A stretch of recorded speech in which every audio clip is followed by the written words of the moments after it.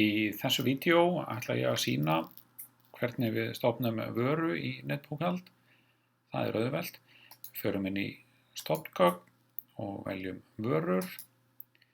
Þá birtist listi yfir áður stofnaðar vörur. Hér smellum við á hnappinn stofna og þá fáum við viðmót sem gefur okkur kost á skrá nýju vöruna. Nýja varan er virk. Hér skráum við heiti á vöru.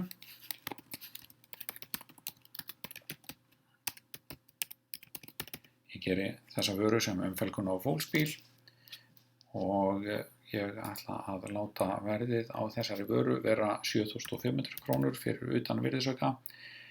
Hér vel ég virðisaukann sem 24% og hér eru 3 möguleikar að skrá vöruflokk. Ég ætla ekki að skrá þessa vöru í vöruflokk. Hér er einnig hægt að setja vörunúmer birgja en á þessari vöru er engin birgi og hér er hægt að skrá innkaupsverð án virðisauka og það á ekki við í þessu tilfelli. Reiturinn hér heitir löng lýsing vöru. Hér er hægt að setja stuttan texta sem prentast á reikninga fyrir neðan sölulínuna sem getur þá verið svona ítarlýsing og í þessu tilfelli ætla ég að hafa það unnið á verkstæði.